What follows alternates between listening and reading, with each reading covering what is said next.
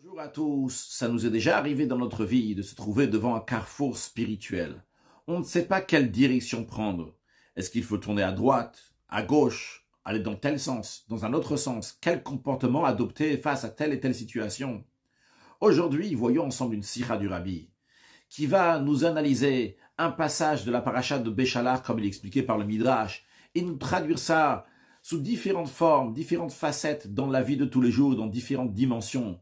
Mais c'est pas seulement un message, une analyse sur ce que le Midrash est dit, mais c'est un enseignement de vie. Le Rabbi, comme le premier Rabbi Moshe Rabbeinu, il va dire au peuple juif quelle direction il faut prendre. Le Rabbi de notre génération, le Moshe de notre génération, il nous dit aussi quelle direction il faut prendre lorsqu'on se trouve dans un carrefour spirituel. Le Rabbi nous dit, après que le peuple juif est sorti d'Égypte, ils sont arrivés devant la mer Rouge. Ils étaient poursuivis par Paro et les Égyptiens. Et Moshe Rabbeinu leur a dit. Donc le Rabbi, il ramène ici deux versets. Dans chacun des deux versets, il y a deux parties, une première partie, une deuxième partie, comme nous allons le voir. Moshe Rabbeinu dit au peuple juif, ne craignez pas, dressez-vous et voyez le salut que Dieu va réaliser pour vous aujourd'hui. Car ce que vous voyez les Égyptiens aujourd'hui, vous n'allez plus jamais revoir les Égyptiens. Dieu combattra pour vous, et vous restez silencieux. Le Mechilta, il dit sur ça, que lorsque le peuple juif est arrivé sur le bord devant la mer Rouge, le peuple juif s'est partagé en quatre groupes à cause de la peur qu'ils avaient des Égyptiens qui étaient derrière eux. Et il y avait quatre opinions divergentes. Qu'est-ce qu'il faut faire dans telle situation lorsqu'il y a les Égyptiens derrière nous et devant nous, nous avons la mer Rouge? Il y avait un groupe qui a dit il faut se jeter à la mer, dans le sens de se suicider. L'essentiel, c'est surtout pas repartir en Égypte, jamais de la vie. Deuxième groupe disait on baisse les bras, on repart en Égypte et à nouveau on va devenir des serviteurs de Pharaon. Troisième groupe a dit il faut aller faire la guerre contre Paro et ses armées. Peut-être on va réussir à faire la guerre. Un quatrième groupe a dit il faut rien faire de tout ce qu'on a dit avant, ni se jeter à la mer, ni repartir en Égypte, ni faire la guerre. Ce qu'il faut, nitzvach et nergdam, on va crier à leur encontre. Ce qui veut dire qu'on va crier à Dieu, que Dieu va nous délivrer. Et pour répondre justement à ces quatre opinions et leur dire que c'est pas comme ça qu'il faut se comporter, Moshe Rabbeinu a dit les deux versets que nous venons de voir. Dans chacun de ces deux versets, il y a deux parties. Ceux qui ont dit on va se jeter à la mer, Moshe Rabbeinu leur a dit Hitiatsu, dressez-vous, regardez, restez en vie pour voir le salut de Dieu que vous allez avoir aujourd'hui. Au groupe qui a dit on va repartir en Égypte, Moshe Rabbeinu leur dit vous voyez les Égyptiens aujourd'hui, c'est fini, vous n'allez plus jamais le revoir, oubliez les Égyptiens. Après ceux qui ont dit on va faire la guerre contre les Égyptiens, Moshe Rabbeinu leur dit Dieu va combattre pour vous. Et au quatrième groupe qui disait, il faut crier, demander à Hachem qui va nous sauver. Moshe Rabbeinu leur a dit, Ve'atem tacharishun, vous restez silencieux, c'est pas le moment de prier. Non, alors qu'est-ce qu'il faut faire?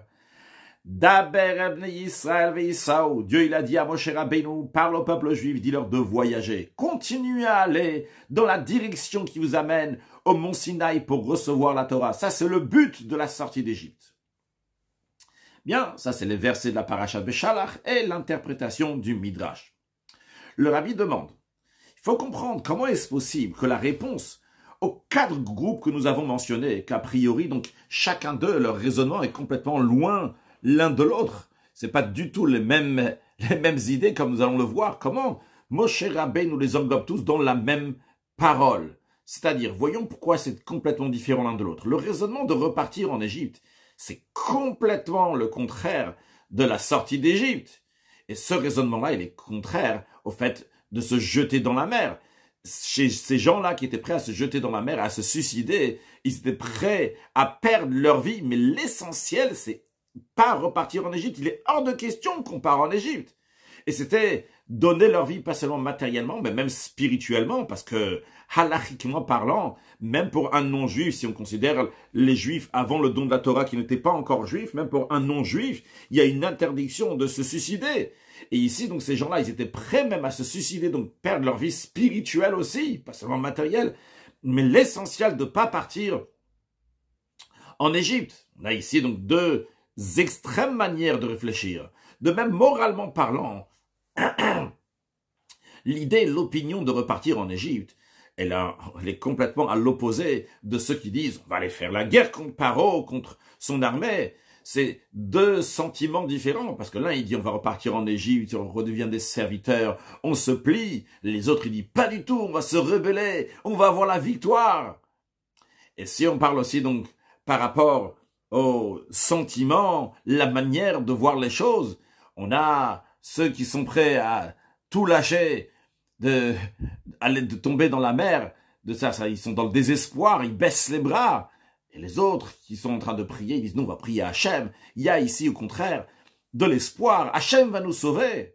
C'est la prière. Comme on sait que demander à Kadosh Baruch Hu, et particulièrement lorsqu'on est dans un moment de souffrance, tout ça c'est l'idée, la base de la prière quand tu as besoin de quelque chose. Demande à Dieu, c'est une mitzvah qui est très importante. Dans ça s'exprime la émouna, la foi en Kadosh Baruch Hu, que Dieu il peut tout faire dans n'importe quelle situation.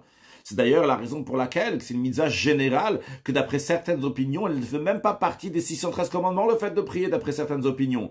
Pourquoi? Parce que c'est une émouna, c'est la base, c'est la foi dans Kadosh Baruch Hu. Et ça c'est complètement l'inverse de ceux qui disent on va se jeter dans la mer, de toute façon il n'y a plus rien à faire, on a perdu.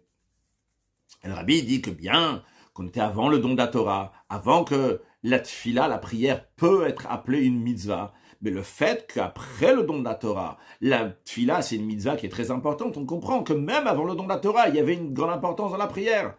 Alors la question du rabbi, elle est, vu que c'est des sentiments qui sont complètement différents, des morales qui sont complètement différentes, des visions, des manières de voir qui sont complètement différentes, comment est-ce possible que Moshe Rabbeinu les détruise tous comme ça, juste en une parole, avec une réponse? Il leur dit tous, vous avez tort. Il fallait prendre cas par cas a priori. Donc nous allons voir bien dans la suite de la Sikha qu'en vérité il y a un point commun dans ces quatre manières de réfléchir qui ne va pas, c'est le même point commun. Deuxième question, le rabbi demande aussi, il faut comprendre l'ordre des choses, comment la Torah, elle répond à ces quatre groupes pour leur dire qu'il ne faut pas se comporter d'une telle manière. La Torah commence d'abord avec ceux qui veulent se suicider, tomber dans l'eau de la mer, et après seulement parler de ceux qui veulent repartir en Égypte. A priori, la Torah aurait dû dire, refuser, dire au groupe qui dit de veut repartir en Égypte, à eux, il faut parler en premier. Ça, a priori, c'est ceux qui sont le plus bas. Après seulement, on va dire, bon, ceux qui veulent tomber à la mer, bon, moi, ça, c'est des gens qui veulent pas repartir en Égypte. Le repartir en Égypte, c'est le pire. On sort d'Égypte maintenant, toi, tu veux repartir en Égypte. D'abord, la Torah aurait dû dire, non, surtout repartez pas en Égypte. Après, parler de celui qui veut tomber dans la mer, et après, celui qui veut faire la guerre, et après, le plus haut, celui qui veut faire la prière. Encore une troisième question, le rabbi nous dit. Ok, on a vu que Moshe Rabbeinu leur a tous dit, non, il ne faut pas se comporter comme ça. Mais pourquoi tous les raisonnements, toutes les opinions ne sont pas justes? A priori, ils ne sont pas tous pas justes, seulement certains ne sont pas justes. Ceux qui disent on va repartir en Égypte, on leur dit il ne faut pas repartir en Égypte, bon, ça se comprend, c'est le contraire de la sortie d'Égypte. De même, on comprend qu'il ne faut pas se jeter dans la mer, parce qu'un juif ne doit jamais désespérer, chas v'shalom. Et particulièrement d'agir, pas seulement de désespérer moralement, mais d'agir, de se jeter dans l'eau, chas v'shalom, de faire une telle chose, que Dieu en préserve. Mais faire la guerre contre Paro et son armée, a priori, c'est quelque chose de bien, comme le rabbi ramène dans la note. Lorsque le peuple juif est sorti d'Égypte, il y a qui ils sont sortis vachamouchim, c'est-à-dire qu'ils sont sortis armés, ils avaient de quoi faire la guerre.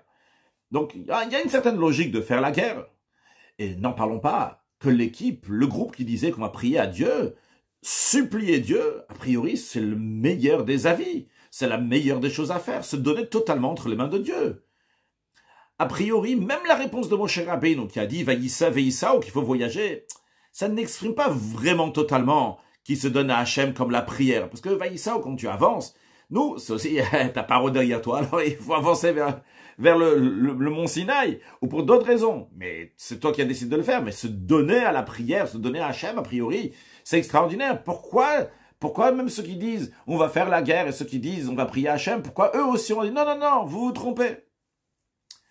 Bien, jusqu'à là, donc nous avons les questions. La première question, elle était comment ça se fait que Moshe Rabbeinu refuse les quatre groupes comme ça dans une seule parole, il leur dit tous que vous avez tort. Deuxièmement, pourquoi on commence à dire que le pire, a priori, c'est de tomber, se jeter dans la mer. A priori, c'est ceux qui partent en Égypte qu'on aurait dû dire ne repartez pas en Égypte. Et troisième question, pourquoi ils ne sont pas des bonnes idées? Les deux derniers, ceux qui ont dit de faire la guerre et ceux qui disent de prier, a priori, c'est oui une bonne idée.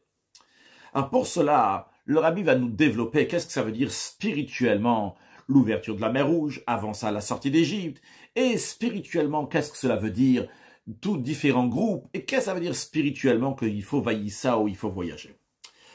Lors de l'ouverture de la mer Rouge, ça s'est concrétisé, ça s'est fini, la sortie d'Égypte.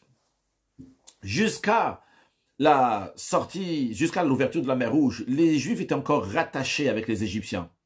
On voit d'ailleurs le fait que les Juifs, ils sont arrivés, en sortant d'Égypte, ils sont arrivés même à l'endroit qui s'appelle Pi Hahirot, un endroit que d'après les règles égyptiennes, n'importe quel serviteur qui arrive à s'échapper d'Égypte et qui arrive dans cet endroit qui s'appelle Pi Hahirot, il devient totalement libre.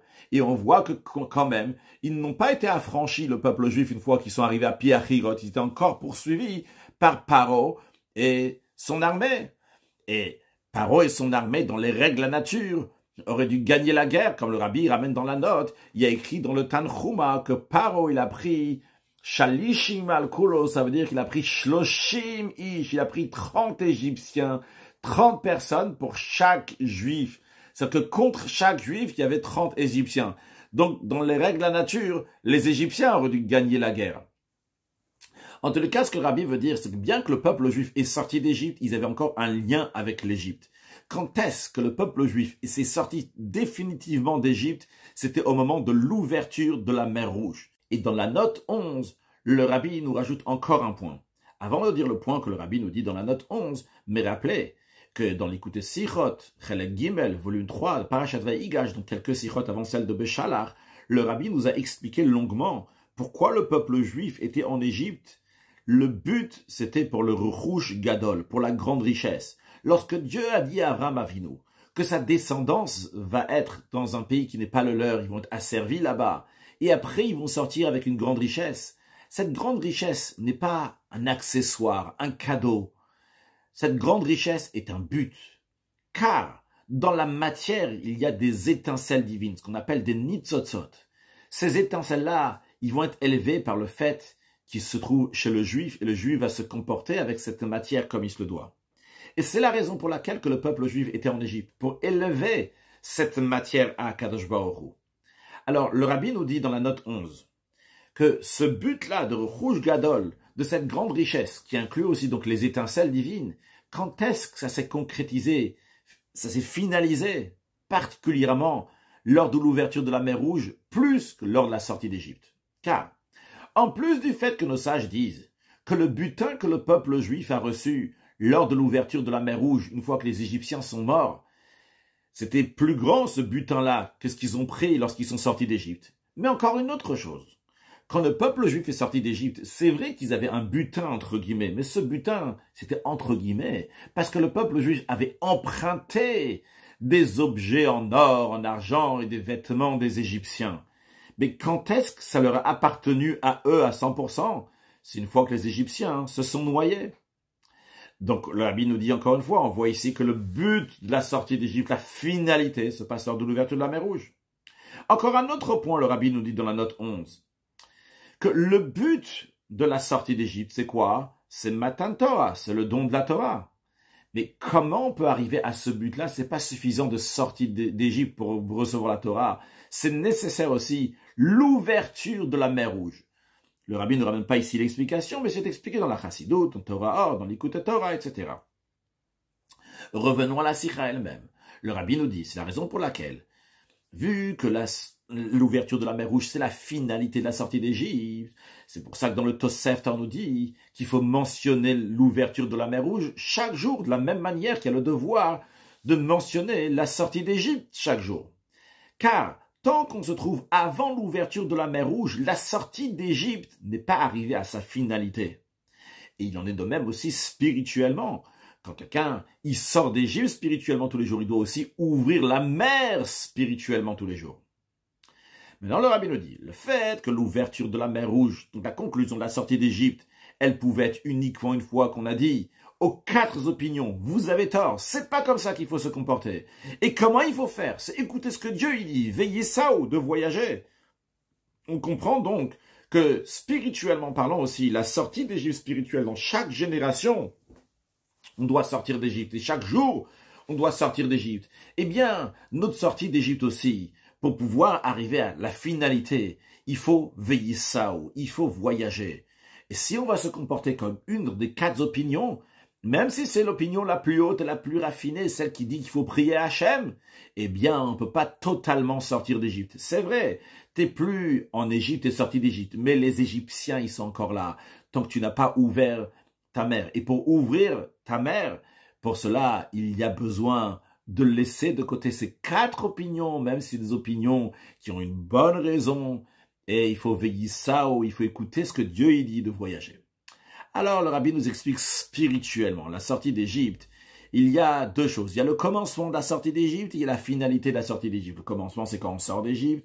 Et la finalité, c'est lorsque la mer Rouge va s'ouvrir. C'est-à-dire, tout d'abord, il faut sortir de Mitzrayim, du langage de Metzarim, qui n'est pas seulement un endroit géographique, mais qui veut dire un endroit dans lequel il y a des barrières. Les barrières que l'âme animale, elle met sur l'âme divine. Un juif doit savoir que bien qu'il est dans ce monde matériel, dans un monde qui s'appelle le monde des clipotes, dans lequel il y a les forces du mal, dans lequel il est écrit, l'Admour HaZaken ramène dans le Tanya, que les Reshaim Govrim, que les méchants, c'est eux qui sont plus forts ici dans ce monde-là. Mais quand même, le juif doit savoir qu'il n'y a personne qui peut le dominer. Il n'est pas soumis à parole au roi d'Égypte. Un juif, il sert uniquement Dieu. Comme Dieu il dit à Vadayem que les juifs sont mes serviteurs et non pas des serviteurs d'autres serviteurs. Et même si le mauvais penchant est l'âme animale, c'est-à-dire Paro et les Égyptiens, il s'efforce de limiter le juif, de lui mettre des barrières. Il essaye de limiter les forces de l'âme divine, les soumettre à eux. Et leur volonté, elle est de prendre du juif son plaisir dans l'étude de la Torah, l'accomplissement des mitzvot. Le juif, il a Kabbalatol, il reçoit le joug de Dieu. Et il reçoit sur lui le Ol Malchut Shamayim, le joug du ciel, de servir Dieu uniquement. Il ne va pas servir par le roi d'Égypte. C'est-à-dire qu'en tout ce qui concerne le concret, son comportement concrètement, il va servir uniquement Dieu. Par cela, le juif, il est sorti d'Égypte. Par cela, le juif, il est arrivé à Pi Hahirot, un endroit qu'il est supposé être affranchi. Mais il ne s'est pas encore vraiment débarrassé des Égyptiens. Pourquoi? Sa sortie d'Égypte n'est pas totale. Vu qu'il fait tout ce que Dieu demande, mais il le fait parce qu'il y a Kabbalatol, il reçoit le joug de Dieu, mais il n'a pas encore un plaisir dans la divinité. Alors, Paro ne l'a pas lâché. L'armée de Paro l'ont encore à l'œil. Ils veulent le faire revenir, qu'à nouveau il va devenir un serviteur. C'est-à-dire que les limites et les barrières du mauvais penchant de l'âme animale et le voile du monde font encore la guerre avec lui pour le limiter et limiter la lumière de son âme divine. Et c'est la raison pour laquelle il y a besoin aussi du travail qui va amener à la finalité de la sortie d'Égypte, qui est l'ouverture de la mer Rouge. C'est quoi l'idée de l'ouverture de la mer Rouge? Hafach Yam le Yabasha. Qu'on va prendre ce qui est Yam, ce qui est dans la mer, c'est là ce qui est caché, la force divine qui est cachée dans le monde. Le Yam, et on va en faire un Yabasha, on va faire de la terre sèche, c'est-à-dire que ça va se dévoiler, ça va être concret comme la terre sèche, qu'on peut voir tout ce qui se passe. Et lorsque le juif, par son travail, il fait qu'il va y avoir un dévoilement divin dans chaque chose qu'il a, à ce moment-là, le juif sort totalement d'Égypte. Dorénavant, le monde ne voile pas sur la lumière divine, au contraire, le monde lui-même dévoile la divinité. Et le juif, quand il voit le monde, qu'est-ce qu'il voit? Il voit la divinité. Donc on a compris spirituellement qu'est-ce que ça veut dire l'ouverture de la mer Rouge et qu'est-ce que ça veut dire sortir d'Égypte. Sortir d'Égypte, c'est une belle étape. Concrètement, on n'a plus Paro. Mais Paro, il est encore derrière nous. Il peut encore nous rattraper. Par contre, quand on ouvre la mer, là, il n'y a plus de Paro. C'est fini. Il n'y a que de la divinité. S'il n'y a que de la divinité, Paro ne peut plus revenir. Ils sont totalement débarrassés de Paro. Donc ça, on a compris spirituellement qu'est-ce que ça veut dire. Mais il faut comprendre qu'est-ce que ça veut dire qu'avant d'arriver à l'ouverture de la mer Rouge, bien qu'on est déjà sorti d'Égypte, mais on peut avoir différentes opinions. Car ces différentes opinions sont arrivées après la sortie d'Égypte. Alors, on est obligé de dire que ces 4 opinions-là ne vont pas déranger le juif de faire Torah Mitzvot. Le juif peut encore continuer à faire Torah Mitzvot, même s'il a ces différentes opinions que nous allons voir, que nous avons déjà vues, il est déjà sorti d'Égypte, il a travers ses opinions, il sert Dieu. Mais il y a quelque chose dans cela. Parce qu'évidemment, si quelqu'un il a une opinion qui est contre le Shulchan Aruch, contre ce que Dieu il veut, c'est un signe qu'il n'est pas du tout sorti d'Égypte. Il est encore en Égypte, il écoute son mauvais penchant.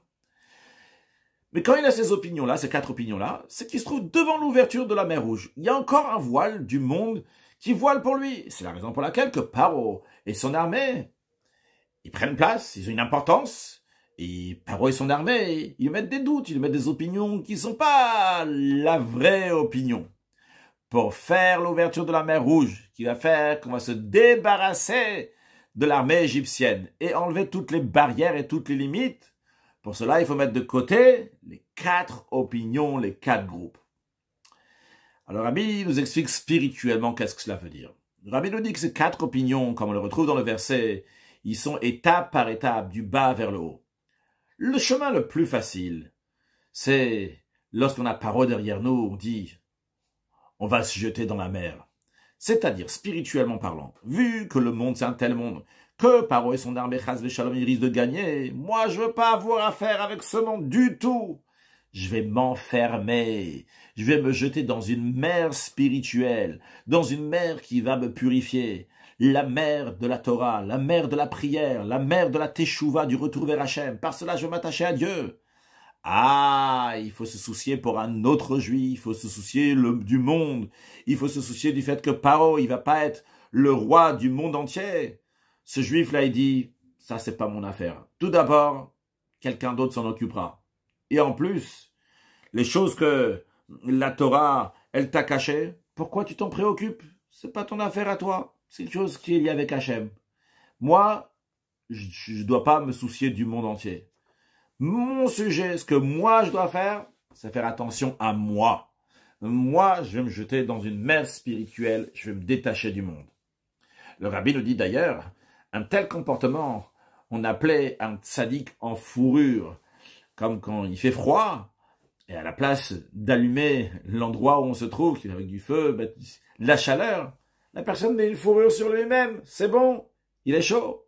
Car le froid qui est dans le monde, ce juif-là, il dit, qu'est-ce que je peux faire? Moi, j'ai pas la force de réchauffer le monde entier. J'ai la force de réchauffer un juif, 2 juifs, de réchauffer un coin dans le monde. Mais ces petites choses-là, de réchauffer un juif, 2 juifs, un petit coin dans le monde, ça, c'est pas mon rôle. Moi, je suis quelqu'un de grand, très important. Uniquement des grands rôles sont liés à moi. Réchauffer le monde entier, ça oui. Mais vu que j'ai pas les capacités de réchauffer le monde entier, alors je laisse tout tomber, je mets un manteau de fourrure et c'est bon, je suis quitte de faire mes affaires. Ça, c'est le chemin le plus facile de se jeter dans la mer, s'enfermer, ne pas connaître le monde. Et c'est la raison pour laquelle qu'on commence par lui. On avait demandé la question pourquoi on commence par celui qui dit je vais me jeter dans la mer. Spirituellement parlant, c'est la manière la plus facile de se débarrasser du monde. Une manière plus haute, quelqu'un qui sert Dieu, il s'investit plus, lui, il dit, je vais retourner en Égypte. Ça, c'est déjà un juif qui sait que l'Otobra, la Shavet Yetzara, Dieu n'a pas créé ce monde-là pour que ce monde-là va être désolé, mais il a créé ce monde-là pour que ce monde-là va être habité. C'est-à-dire, il est conscient qu'il faut avoir un impact sur le monde. Et ce juif-là se dit, malheureusement, j'ai pas le choix, je suis obligé de le faire. Dans l'esprit de ce qu'il dit dans le Pirkei Avot, quelqu'un qui ne veut pas vivre, on dit, t'as pas le choix, tu dois vivre, t'es obligé de rester dans ce monde-là, c'est-à-dire de rester dans ce corps, dans l'âme animale, c'est la volonté de Dieu, t'es là pour ça. Et lorsque Dieu, il va lui dire clairement de faire une bonne chose dans le monde, il sera obligé de la faire. Mais il va faire ça comme quelqu'un qui travaille en Égypte, c'est un vodat perer, un travail qui est pénible, un travail qui est difficile, un travail qui n'a pas de vitalité, qui n'a aucun sentiment ce qu'il est en train de faire ici. Et évidemment qu'une telle personne va pas chercher tous les moyens et de s'efforcer de toutes ses forces, d'éclairer son corps, d'éclairer la part que Dieu lui a donnée dans le monde. Il n'a pas de vitalité pour ça. Lui, il fait uniquement ce que Hachem lui a dit de faire, puis il fait ça, il va pas s'efforcer plus que ça. De manière générale, cette personne-là est dans un esprit de désespoir. Lui, il dit, de toutes les façons, je pourrais rien faire. La guerre, elle est ratée. La guerre, elle est finie. Je peux rien faire ni avec le monde, ni avec moi-même. Je vais pas pouvoir faire empêcher qu'on repart en Égypte. On va repartir en Égypte. Je suis obligé d'être un esclave en Égypte, dans le monde. C'est mon rôle, c'est mon sort. C'est ce que je dois faire, ce qui est écrit dans le Shulchan Aruch, dans le code de la loi juive. Et il le fait, mais il fait ça, il a vodat père. C'est pénible, c'est compliqué. Le matin, dès qu'il y a le soleil qui se lève, il prie, il fait la mida, le shmon esrei, comme ce qu'on appelle les vatis, qui font ça, les bons juifs, pile comme ça à l'heure que le soleil se lève. Il fait la mida, ça arrive la prière de l'après-midi, il fait mincha, il faut manger, il faut faire la bénédiction avant, il va faire la bénédiction avant, il fait la bénédiction après, il va faire la bénédiction après. Il rencontre quelqu'un qui demande qu'on fasse du bien, il va le faire, la Torah dit qu'il faut le faire. Même quand ça va arriver, il va entendre que pas loin de chez lui, il y a quelqu'un qui a besoin qu'on lui fasse du bien matériel ou spirituel. Il y a la mitzvah de ve'ahavta l'orecha kamocha.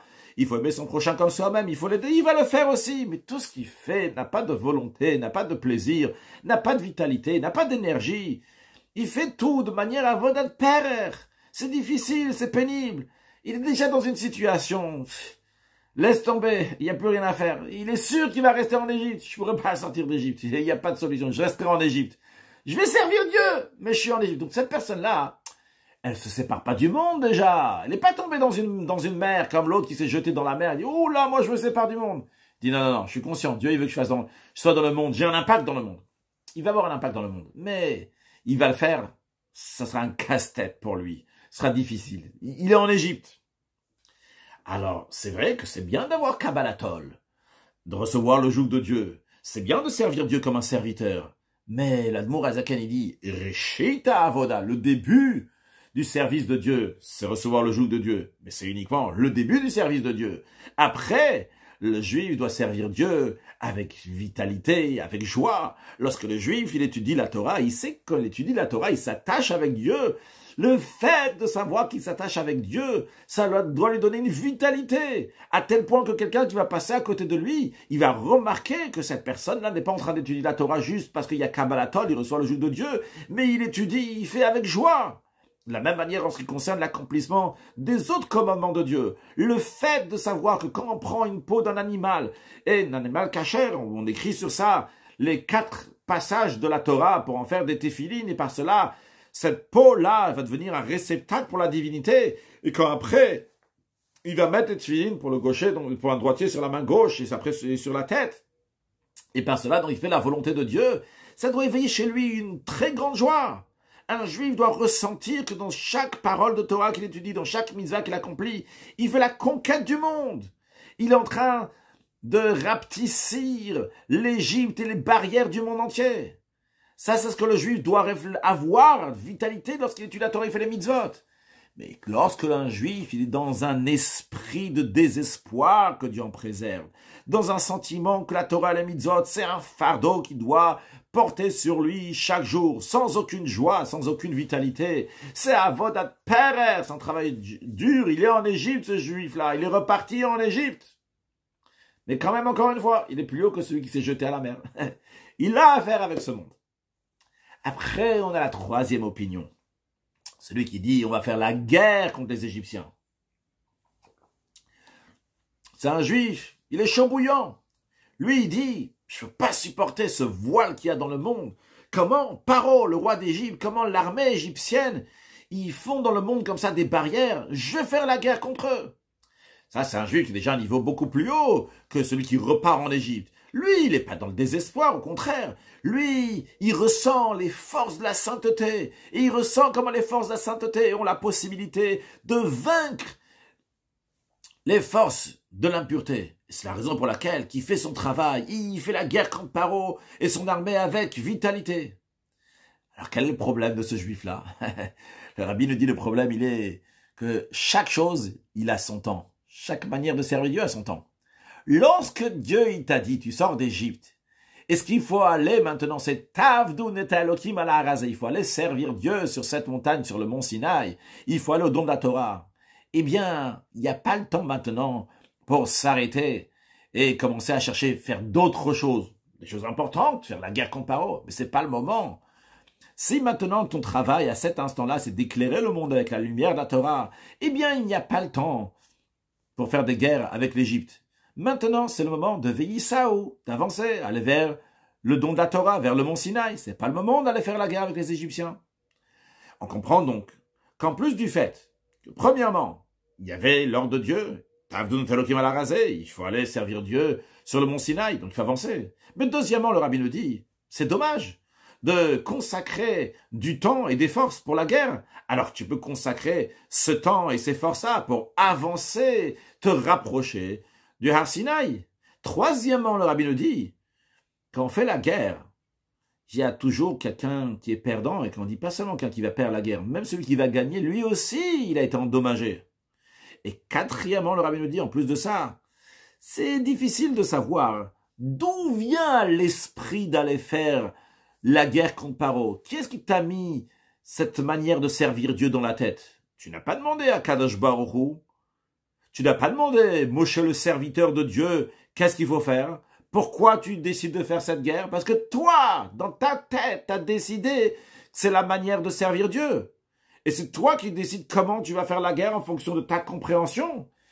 C'est possible que toute ta chaleur, toute ton énergie de faire cette guerre, ça vient pas de la Gdusha, ça vient pas de la sainteté, ça vient tout simplement parce que tu es quelqu'un qui est rigoureux, quelqu'un qui aime la guerre. Et lorsqu'il s'agit de faire des choses qui sont dans le Kavak Gvurot, dans l'esprit de rigueur, il n'y a pas ce que l'Admour Azaken dit dans le Tanya, que même si tu n'as pas réussi, tu n'as pas perdu. L'Admour Azaken, il parle dans le Tanya qu'il faut aimer un autre juif. Et par ça, tu vas l'aimer, par cela, tu vas le rapprocher du judaïsme. Et il dit que même si tu l'as pas aimé, et si tu l'as pas réussi à le rapprocher au judaïsme, mais tu l'as oui aimé, eh bien, tu n'as pas perdu d'avoir la mitzvah, d'aimer ton prochain. Alors, le Rabbi dit, ça c'est quand on fait quelque chose donc de chesed, de bonté. Mais là, ici, cette guerre-là, de Gvura, si tu l'as raté, si t'as pas fait ce qu'il fallait, eh bien, il y a pas, on peut pas dire, bon, t'as quand même fait quelque chose de bien. Là, on peut pas dire, t'as fait une mitzvah. Donc, en tous les cas, on comprend, c'est pas le truc de faire la guerre contre Paro. C'est une bonne chose, c'est une bonne idée. Mais, c'est pas ça que Dieu te demande. Après, on a celui qui est le plus haut.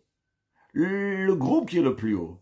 L'opinion de dire qu'on va faire la prière. Ça, c'est quelqu'un qui est rattaché à Kadosh Baruch Hu. La tfila, ça vient du langage de Atofel Klicheres, quelqu'un qui rattache. Il est en train de faire un ustensile en argile.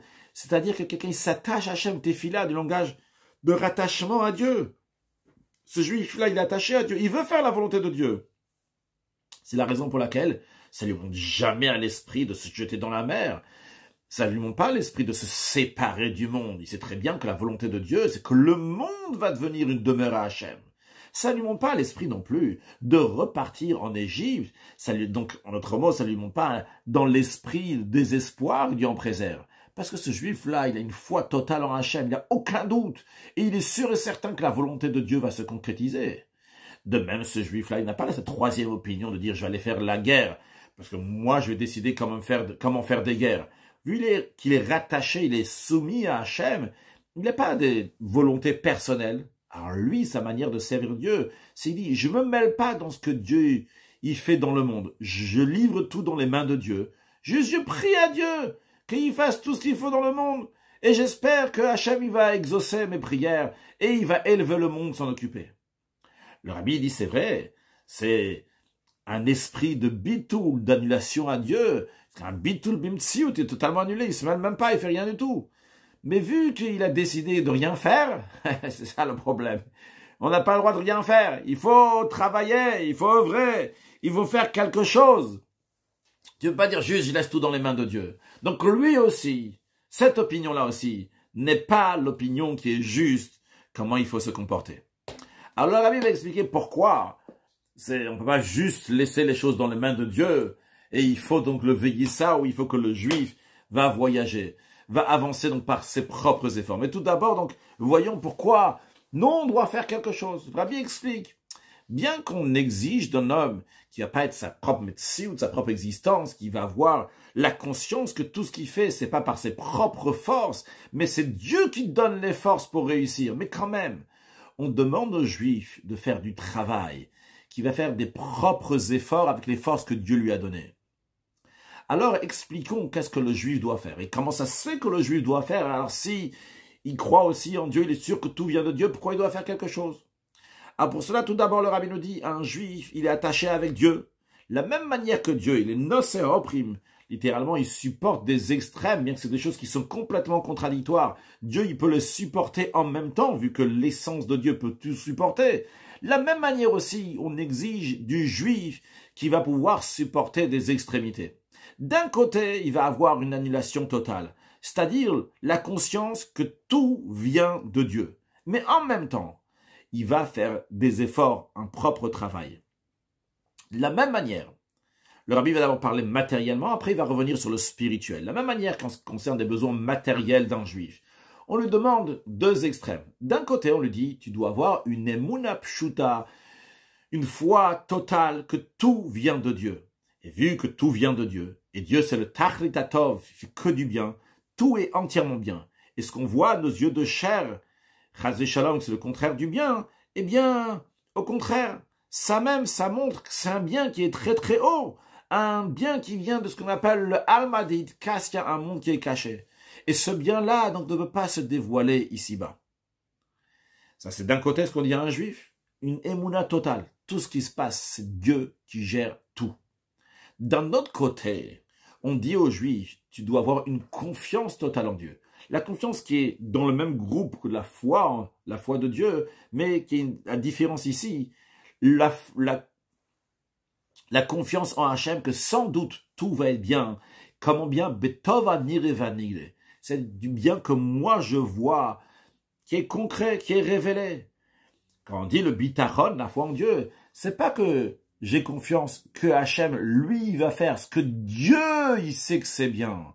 Mais j'ai confiance que Hachem va me faire du bien comme moi je le comprends, comme moi, l'être humain, je comprends que c'est du bien. Une telle confiance, un juif doit avoir, même lorsqu'il ne voit aucune manière dans les règles de la nature, chas v'shalom, pour pouvoir s'en sortir. Et quand même, il a une confiance totale que Dieu va l'aider, parce que Dieu, il n'est pas limité, Dieu peut tout changer. Dans la note, le rabbi dit de regarder une lettre du rabbi précédent. Et dans les Likutei Sichot, il y a écrit pour l'utilité de ceux qui cherchent cette lettre, la lettre, elle est ramenée. Et on va la dire. Le rabbi précédent dit qu'une confiance totale en Hachem, c'est même lorsqu'il n'y a même pas l'ombre, tsel mare makom, l'ombre d'une certaine direction, une certaine possibilité, une source matérielle, d'où va venir l'aide. Qu'est-ce que ça veut dire? Il y a une expression que le monde dit, que les gens disent, que quand quelqu'un est en train de se noyer, que Dieu en préserve, eh bien il s'accroche même sur de la paille. Alors le rabbi précédent dit, tant qu'il y a encore de la paille, de quoi s'accrocher, il y a encore une ombre, tsel mare makom, il y a encore quelque chose matériellement, certaines directions qui dit que peut-être il va y avoir un salut, un sauvetage matériel. Alors, le rabbi précédent dit, ça c'est pas encore une confiance totale en Hachem. Il y a encore une paille sur laquelle la personne, elle peut s'accrocher. Lorsqu'il y a encore une chance, un petit quelque chose, c'est ce qu'on appelle la tigva. C'est un espoir, comme il est écrit, tigvat chut hashani. C'est les mots qui sont dits à propos des explorateurs qui ont envoyé Yoshua pour faire la conquête de la terre d'Israël, en commençant par la ville de Yericho, qui était la clé, ils ont envoyé là-bas. Et là-bas, il y avait une femme qui s'appelait Rachav, qui les a aidés, qui les a sauvés. Et en échange, ils ont dit, qu'est-ce que tu vas faire? Sur ta maison, tu vas mettre ce fil rouge, Chut Hashani, et ils l'ont appelé ce Tigvat Chut Hashani, l'espoir de ce fil rouge. Ce fil rouge était un signe pour le peuple juif lorsque vous allez rentrer en terre d'Israël, dans la ville, commençant par la ville de Yericho. Alors, Rachav et sa famille, vous allez les laisser en vie. Alors, le rabbi précédent, il dit, ça c'est un Tigvat Chut Hashani, il y a encore un espoir. Parce que c'est possible que ce fil-là, il va se couper, ou bien que le vent va le prendre, ou bien d'autres choses. Mais il y a une tigva, il y a un espoir que tout va bien se passer, et que ce fil rouge va rester à sa place. Quand on dit tigva, l'espoir, c'est qu'il y a quelque chose ici de concret. Il y a encore une paille sur laquelle celui qui se noie peut s'accrocher. Mais le rabbi précédent dit, le vrai bitachon, la vraie confiance en Hachem, c'est lorsqu'il n'y a même pas un tsel mare makom, même il n'y a même pas un nombre de confiance pour pouvoir s'en sortir. Il n'a même pas de la paille sur laquelle s'accrocher. il a uniquement la foi, la confiance dans Kadosh Baruch Hu. Dans ça même, il y a deux niveaux. Il y en a un, que bien qu'il a le bitachon dans Hachem, il a la confiance en Dieu, mais son âme est amère, et il est triste, et on peut le voir sur son visage, chacun va pouvoir le voir qu'il a quelque chose qui le stresse. Mais le rabbi précédent dit, c'est pas suffisant. Celui qui est vraiment la confiance totale dans Hachem, eh bien, il n'a pas, même pas cette tristesse sur lui ou un certain souci. Parce que le vrai bitachon, d'après la chita du Moreno à Baal Shem Tov, c'est celui qui a la confiance totale dans Hachem. Eh bien, sa situation qui n'est pas bonne, ou chas de shalom même qui passe en pas bonne, mais qui est mauvaise, ne doit pas le toucher à cœur du tout, ne doit pas le faire souffrir. Il doit faire tout ce qu'il peut, basé sur les règles de la Torah, basé sur le cerveau humain dit de faire, d'avoir confiance en Hachem. Mais il ne doit même pas avoir le moindre doute. C'est sûr et certain qu'Hachem va l'aider, il n'y a pas de doute sur ça. Parce que Hachem, il s'occupe de chacune des créatures, de chaque détail, de chaque mouvement, même le plus petit, tout vient de la providence divine. Et c'est la providence divine qui donne la vie et la force à chaque chose qui est dans le ciel, chaque chose qui a la vie dans le ciel et la terre. Donc celui qui a un bitachon total, une confiance totale, même qui est dans la situation la plus catastrophique, eh bien, on voit aucun souci sur lui. Ça, c'est un vrai bitachon. Ça, c'est une vraie confiance en Hachem. Tout ça, c'est pour dire en tous les cas que le juif doit avoir un bitachon total dans Dieu. Le rabbi continue à expliquer ce paradoxe. D'un côté, tout ce qui vient au juif, tout ce qui lui arrive, il a la émouna, c'est Hachem qui l'a envoyé. D'un autre côté, il doit avoir une confiance totale en Hachem. Le rabbi développe. Si les souffrances, les malheurs, chas v'shalom sont déjà arrivés, il doit le recevoir avec joie. Et avoir une émouna, la foi en Dieu, que c'est tout à fait bien. Mais tant que ces souffrances, ces malheurs ne sont pas arrivés, même s'il y a une situation que dans les règles de la nature, c'est impossible d'y échapper à ces malheurs. Lui, il doit avoir un bitachon total, qu'Akadosh Baruch Hu va lui faire du bien dans un bien qui est dévoilé et concret. Donc, on exige d'un juif deux choses. Pourquoi? Parce qu'il est lié avec Hachem, que Hachem, il peut porter des paradoxes. C'est la raison pour laquelle que le fait d'avoir confiance n'est pas contradictoire à la émouna, à la foi en Dieu. Au contraire, la confiance, de manière générale, fait partie de la base de la émouna, dans la foi en Dieu. Donc, il y a un paradoxe ici. D'un côté, on dit à un juif, c'est Hachem qui fait tout. Il y a un malheur qui est arrivé, chas v'shalom. La émouna tout est évident que c'est Hachem qui l'a fait, c'était pour le bien. D'un autre côté, qu'est-ce qu'on dit aux juifs? Tu dois avoir un bitachon total. Avant que la chose elle est arrivée, tu dois avoir une confiance totale que tout va bien se passer. Alors, de confiance totale que tout va bien se passer, mais si ça se passe là, c'est Akadosh Baruch Hu qui l'a fait. Akadosh Baruch Hu, il est nocé ha'oprim, il peut supporter des extrêmes, des choses qui sont contradictoires. Toi aussi, monsieur le juif. Ça, c'est en ce qui concerne donc la vie matérielle. Avoir la émouna dans Dieu, que tout vient de Dieu, d'avoir un bitachon, une confiance que tout va bien se passer.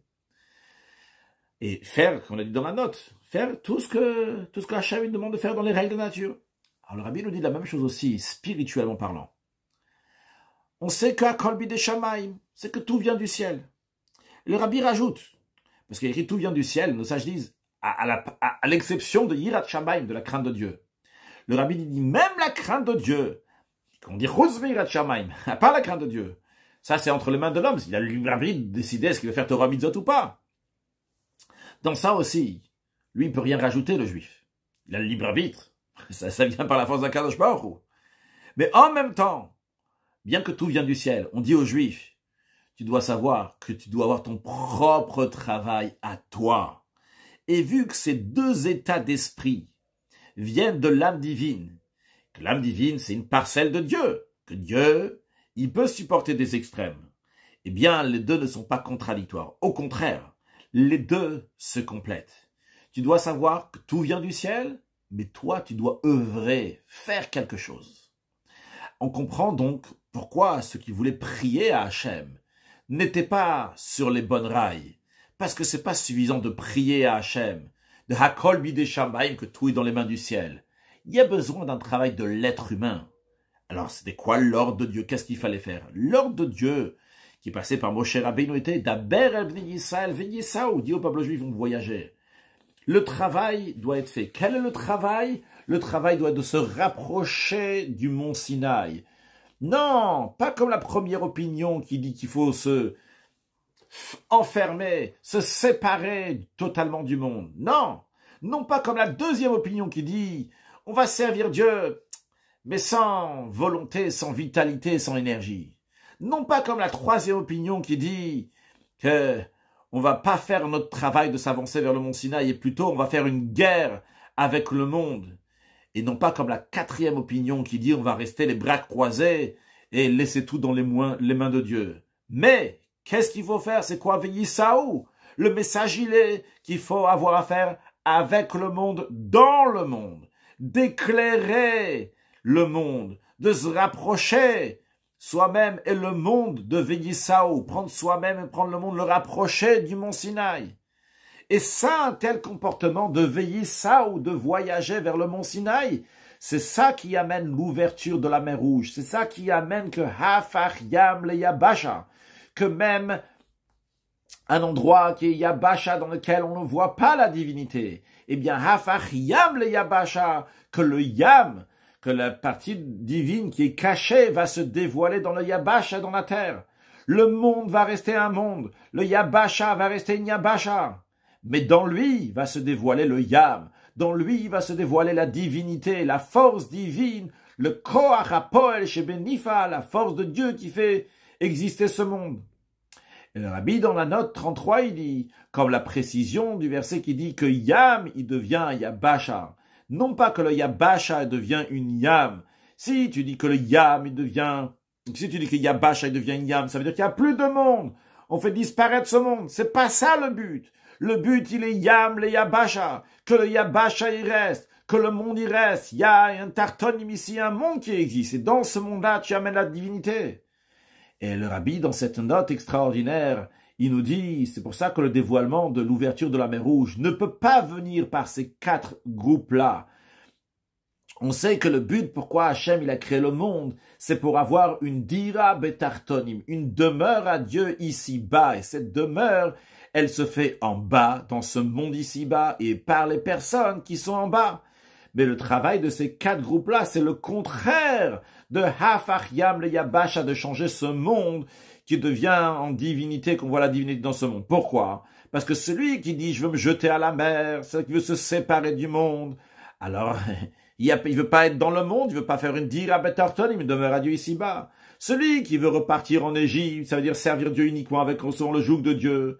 Il n'y a pas de dévoilement, de lumière dans ce qu'il est en train de faire. Il n'y a pas de vitalité, d'énergie dans son travail, dans son service de Dieu. En conséquence, il n'y a pas de lumière divine dans ce qu'il fait. Il est en train de faire des bonnes choses. Mais dans ce qu'il fait, il n'y a pas une énergie, une lumière divine qui vient avec, vu que lui n'a pas de lumière et de vitalité dans ce qu'il est en train de faire.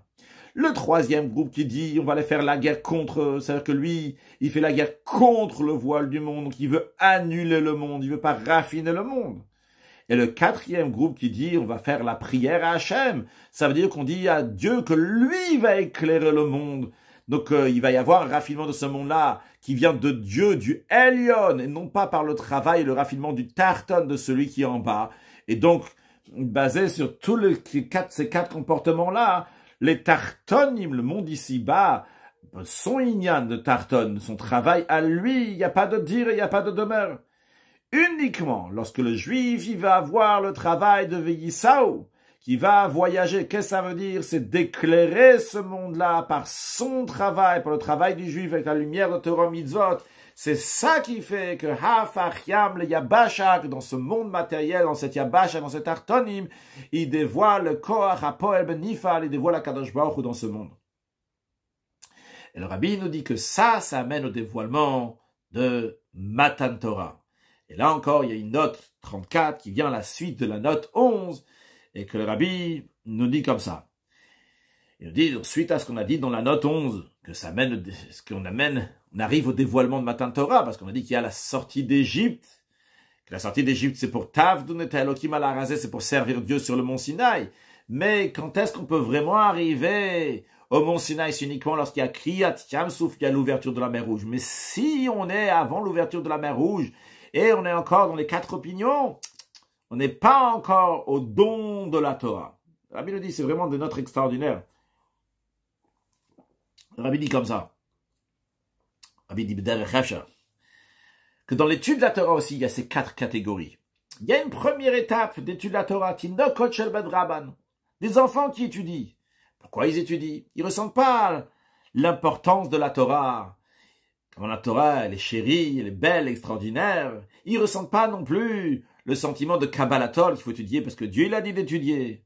Mais ils étudient parce que ils ont peur du bâton, de la lanière que le maître il a. Le maître il risque de leur donner un coup s'ils vont pas étudier. Et donc, ils étudient. Mais cette étude-là font que c'est pas eux qui sont en train d'étudier. Eux, on les voit pas du tout. Ils n'existent pas. Ils sont pas là étudier pour eux-mêmes. Ils sont là, ils se étudient parce qu'on les a obligés à étudier. C'est dans l'idée de l'Ipol el Hayam, qui se jette dans la mer. Quand quelqu'un il est dans la mer, on le voit plus à lui. Il y a que la mer qu'on voit. Alors ça, c'est une manière d'étudier. C'est pas, lui, il est pas là, il est pas du tout dans l'étude. Et une deuxième manière, lorsque la personne elle grandit, il étudie. Pourquoi? Kabbalatol, il reçoit le joug de Dieu, il faut étudier, c'est ce qu'il faut faire. C'est comme ceux qui veulent repartir en Égypte. En Égypte, on fait les choses avant notre père. C'est pénible. Mais on le fait. Après, lorsque la personne elle grandit encore plus, sa manière d'étudier la Torah, c'est de raffiner les étincelles divines qui se trouvent dans les forces du mal et affaiblir les forces du mal, comme ça l'Admour Azaken dit dans le Tanya, que lorsqu'un juif il étudie dans la Torah un sujet qui parle des sujets du monde, et bien par cela, ça a un impact sur le monde. Et donc ça fait sortir les étincelles divines, je sais pas, du taureau qu'on est en train de parler, de l'âne qu'on est en train de parler, et ça casse les forces du mal. Donc ça, c'est l'idée de faire la guerre contre le monde, dans le sens spirituel des choses, lors de l'étude de la Torah. Après, la 4e étape, lorsque quelqu'un il grandit encore plus, son étude, elle est pour pouvoir s'attacher à Kadosh Baruch ou s'unir avec Dieu. C'est comme celui qui fait la tfila, que la tfila, c'est un lien avec Akadosh Baruch Hu. Mais le Rabbi nous dit, ces 4 manières d'étudier, finalement, leur raison, c'est quoi? C'est le cerveau, la volonté de celui qui est en train d'étudier. Moi, je pense comme ci ou comme ça, ou moi, j'ai gagné ci et ça. Mais le but de l'étude de la Torah, c'est pour faire ce que Dieu m'a demandé, même pas pour que je vais m'attacher à Dieu. C'est parce que Dieu, faire la volonté de Dieu. Et le faire avec plaisir, c'est la volonté de Dieu. C'est Veïsaou. Ça, c'est ce que Dieu, il va dire. Le Rabbi dit dans la note ici, quand on verra plus tard dans Seifret, le Rabbi nous dit, il va nous répondre à la question tout à l'heure, comment ça se fait que Moshe Rabbeinu, il dit les 4 opinions comme ça, en une parole, que vous n'avez pas raison. Finalement, les 4, c'est ce que eux ils pensent. Alors, ces 4 manières d'étudier, c'est la personne que lui, il pense comment étudier comme ci ou comme ça, parce qu'il veut ci ou il veut ça. Mais c'est pas encore étudié pour Dieu totalement. Et le Rabbi nous dit, d'après ça, on va comprendre bien le lien de Kriyat Yam Suf Matan Torah avec ces 4 manières-là. Parce que ces 4 manières d'étudier la Torah, on n'est pas encore arrivé au don de la Torah. Parce que c'est vrai qu'ils amènent une lumière divine, c'est lié, c'est une manière de servir Dieu. Mais c'est les 4 manières, ça correspond aux 4 mondes spirituels. Si on commence le plus bas des mondes, la première manière d'étudier la Torah, le monde de Asiya, après le monde de Yitzira, après le monde de Bri, après le monde de Hatzilut. Mais uniquement lorsqu'on étudie la Torah, parce que Dieu a demandé d'étudier la Torah, on le fait avec plaisir, eh bien là, on amène la Torah, comme la Torah, elle est unie avec l'essence d'Akadosh Baruch Hu. Et comme c'est expliqué dans plusieurs sikhot du Rabbi, dans la sikha de la semaine suivante, écoutez, sikhot Chel Gimel, dans plein d'endroits de Chassidut, que le chidouche, la nouveauté de Matan Torah, c'est qu'il y a le Etzem, l'essence d'Akadosh Baruch Hu qui s'est dévoilée. Et ça, c'est lorsqu'on étudie la Torah, parce que Dieu nous a demandé d'étudier, ça c'est une force qui a été donnée au moment du don de la Torah. D'amener, le Rabbi dit l'expression de Shem en Torah, qui n'est pas juste Rechot. Dans le Midrash, il y a écrit que ce que les mitzvot que les patriarches ont fait, c'était le Re'ach Shmanech HaTovim. C'était juste le Re'ach, c'était l'odeur du parfum. Mais nous, Shem en Torah Kshmecha, nous, on a le parfum lui-même. C'est la force donc, du juif qu'il a le parfum lui-même. Après Matan Torah, nous avons l'essence de Dieu dans la Torah. Avant, les patriarches n'avaient pas l'essence de Dieu. Alors, ce que le Rabbi explique spirituellement parlant, avant d'avoir l'ouverture de la mer Rouge, si tu n'as pas ouvert la mer Rouge, tu peux avoir différents niveaux d'étudier la Torah, mais tu n'es pas encore arrivé à étudier la Torah qu'il y a avec le Boré, le Créateur lui-même, le Etzem, l'essence d'Akadosh Baruch Hu. Pour ça, tu as besoin de te débarrasser des 4 opinions, des 4 manières que tu dis la Torah jusqu'à présent. Passe à Kriyat Yam Suf, à l'ouverture de la mer Rouge, et par cela, tu pourras recevoir la Torah, l'essence même d'Akadosh Baruch Hu. Donc, repartons donc dans le prime de la Sikha. On a fini la note. Le Rabbi nous dit que par cela, en dévoilant cette force divine dans le monde. Donc, Hafariam le Yabasha, que le monde matériel se dévoile, on dévoile la divinité qu'il y a dans lui. Ça, on arrive au dévoilement de Matan Torah, que le dévoilement de Matan Torah, il ressemble au dévoilement des temps futurs. Que lorsque Mashiach va venir dans les temps futurs, va se concrétiser le but de la création. Que le but de la création, c'est pour que Dieu va avoir une demeure ici-bas, dans ce monde matériel, Dieu va résider. Maintenant, le Rabbi nous dit, tous les sujets du monde dépendent du peuple juif. Par le fait que quelqu'un fait un certain sujet chez lui-même, il travaille sur lui-même dans telle chose, eh bien, ça se fait aussi la même chose dans le monde. De là, on comprend que la supériorité, le plus qu'il y a dans l'ordre de Dieu de Veyisaou, de voyager, d'aller vers le mont Sinaï, par rapport aux 4 opinions qu'il y a avant, c'est pas juste que la manière de servir Dieu, de Veyisaou, de voyager est mieux que la manière de servir Dieu des 4 autres. C'est pas seulement ça. Mais c'est aussi une particularité, une supériorité dans la personne qui va servir Dieu d'une telle manière. Uniquement en servant Dieu de manière veillissa ou de voyager, d'avancer, par cela, la personne, elle fait qu'il va réussir à faire sa propre kriyat yam sous l'ouverture de sa mer rouge, qui va dévoiler la divinité qui est dans lui-même, et par cela, faire que dans le monde aussi, il va y avoir l'ouverture de la mer rouge. Alors, qu'est-ce que ça veut dire? Où est-ce qu'on retrouve dans ce qui sert Dieu, dans la manière de servir Dieu, des 4 manières, dans les personnes, les 4 opinions, et la personne de, si on peut appeler ça une 5e opinion, mais c'est pas une 5e opinion, c'est l'opinion de Dieu. Quelle est la différence? Le Rabbi nous dit la différence entre les 4 groupes, les 4 raisonnements, et où le raisonnement de Veillissa ou d'avancer, c'est que les 4 raisonnements, d'où ils venaient, c'est quoi la source? C'est le sechel, la tête, le cerveau de ces 4 groupes. L'idée de Veillissa ou de voyager, d'avancer, personne n'y a pensé. Jusqu'à que Moshe Rabbeinu nous l'a dit au nom de Dieu. La preuve que personne n'y a pensé, le Rabbi dit, c'est que dans le Bechilta, on nous parle uniquement de 4 opinions. Si il y avait une 5e opinion, on aurait dit, Veillissa ou c'est une 5e opinion, ils ont dit de voyager. Et le Rabbi nous dit ça aussi, c'est un enseignement pour toutes les générations. Si tu veux savoir si telle et telle opinion, telle et telle pensée, c'est vraiment la volonté de Dieu, alors, quand tu entends quelque chose, une manière de servir Dieu, ça t'est pas monté à l'esprit. Et au contraire, ça colle pas avec ta nature. Et c'est même le contraire de ta volonté totalement. Et c'est d'ailleurs la raison pour laquelle que la personne n'arrive pas à l'avaler, elle n'arrive pas à l'intégrer dans sa tête. Eh bien, le Rabbi dit, Karov le Vadaï, c'est presque sûr que c'est justement ça que Dieu il veut que tu vas faire. Et c'est la raison pour laquelle que la providence divine a fait, que tu vas entendre et que tu vas savoir qu'il y a telle et telle manière de servir Dieu. Car la manière de servir Dieu, qui est tout à fait logique, et qui n'a pas d'effort, et que la personne a une vitalité dans ça, il n'y a pas de quoi fixer, d'être sûr que ça vient de l'âme divine, peut-être ça vient de l'âme animale. Mais lorsque quelqu'un il entend une manière de servir Dieu, qui est le contraire de sa nature, sûrement, machma, même plus que ça il prend des durs de là, que ça vient d'Hachem. Et de plus en plus que la personne, il ne veut pas servir Dieu d'une telle manière, eh bien, de plus en plus, c'est une preuve que c'est son travail qui est lié avec lui. Et c'est la raison pour laquelle que le Yetzer Hara, il met plein d'empêchements pour lui rendre difficile cette manière de servir Dieu. Dans la note, le Rabbi fait référence à la première sira de l'écouter Sira Trelek Gimel, celle de Parashat Bereshit, dans laquelle on a appris que Adam Arishon, sa mitzvah essentielle, c'était de ne pas manger de l'arbre de la connaissance. Et c'est pour ça que le Yetzer Hara a tout fait pour qu'il va, oui, manger de l'arbre de la connaissance.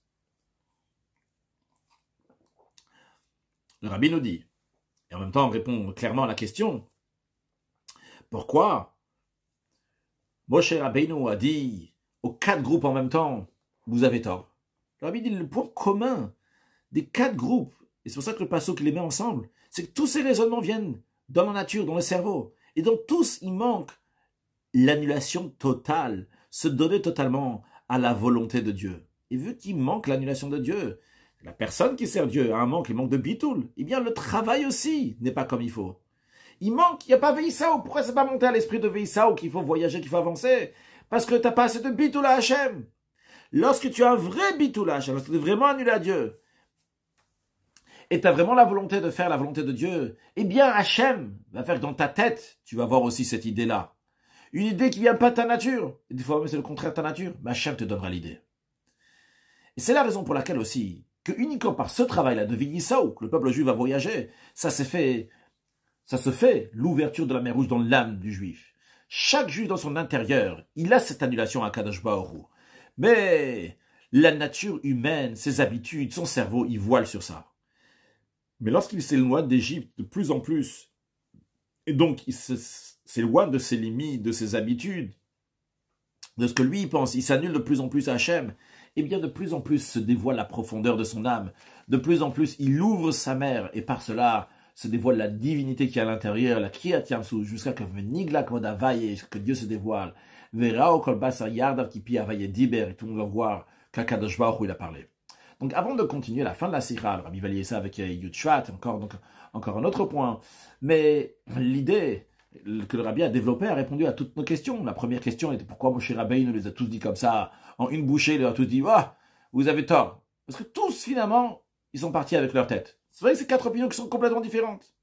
En ce qui concerne la deuxième question, pourquoi l'ordre des choses, il est comme ça? Parce que spirituellement, le plus facile pour échapper au monde, échapper à Paro, à l'Égypte, au monde qui veut limiter et déranger, le plus facile, c'est de se sauver dans la mer. Il va, j'étudie la Torah, je fais du spirituel, j'ai pas de rapport avec la matière, c'est le plus facile. Donc par lui, on a commencé. Après, il y a celui qui est un peu plus proche, celui qui a affaire avec le monde, mais il le fait avec Kabbalatol, il n'a pas de plaisir d'en faire. Après, il y a celui qui est prêt à faire la guerre, après celui qui veut prier. On a dit qu'en tous ont été...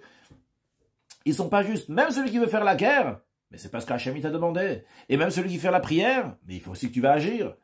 Donc il faut veiller ça, il faut voyager, il faut avancer pour concrétiser la volonté de Dieu. Et aussi, donc, l'introduction à ça, donc c'était le fait qu'on peut sortir d'Égypte, mais t'as pas encore ouvert la mer. Tu t'es débarrassé de Paro, mais Paro, il existe, il est encore derrière toi. T'es pas chez lui, mais il te poursuit.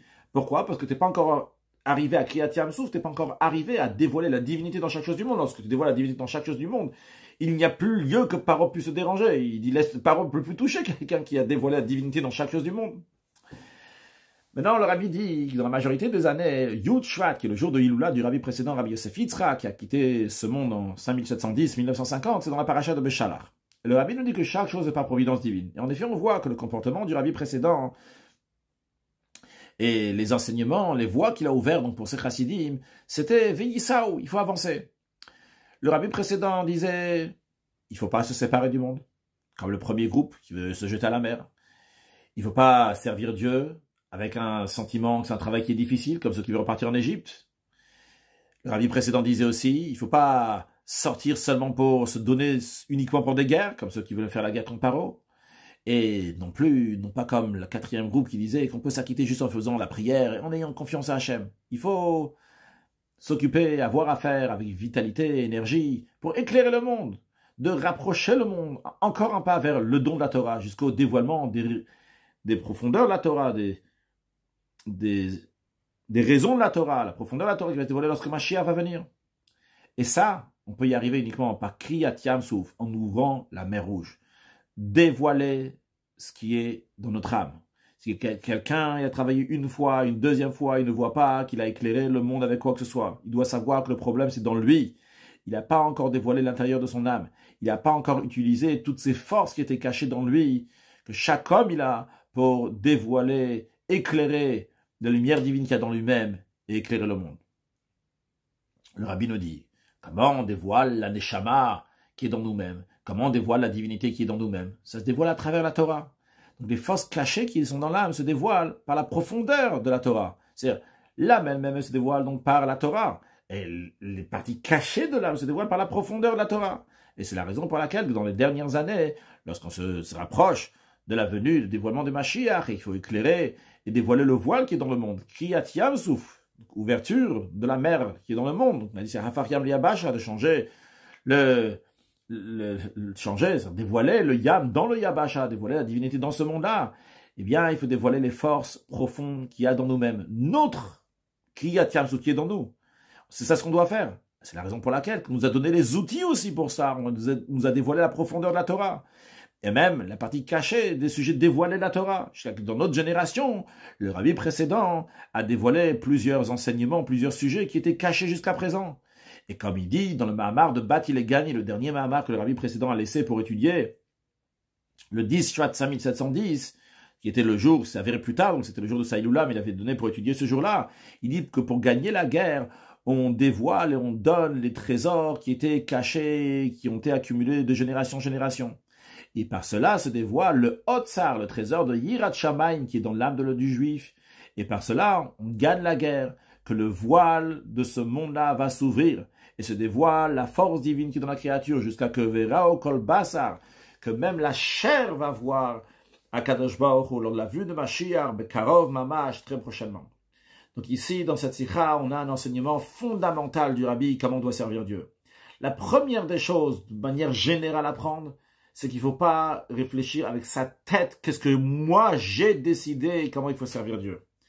Il faut demander à Moshe Rabbeinu, il faut demander au Rabbi de la génération, c'est quoi mon rôle? Qu'est-ce que je dois faire? Une fois que j'ai mon rôle, je sais que mon rôle c'est Veyisaou, c'est de voyager, de rajouter de la lumière. À ce moment-là, je vais me prendre en main et réfléchir comment je fais ce Veyisaou? Comment avancer pour éclairer encore ce monde? Rester les bras croisés, c'est sûr que non. Se jeter dans la mer, désespéré, c'est sûr que non plus. De faire les choses sans plaisir non plus. Mais on se dit, on va aller vers Akadosh Baruch, on va rapprocher ce monde vers la venue de Mashiach, avec plein d'espoir, en étant sûr et certain que ça va arriver. Pour cela, Veyisaou. Il faut prendre les choses en main et avancer. Toujours rajouter de la lumière. Il n'y a pas le temps pour les guerres. On a un rôle à faire. Anan paledei mama. Nous sommes des gens qui ramènent de la lumière. À chacun de nous de réfléchir constamment. Est-ce que je suis en train de rajouter de la lumière ou me battre contre l'obscurité? Il n'y a pas le temps pour se battre contre l'obscurité. Notre rôle, il est de dévoiler la lumière de partout. Toujours trouver du positif. Et toujours agir positivement. Et par cela, très prochainement, avec ces directives du Rabbi, on va avoir la venue de Mashiach Now. Une excellente journée.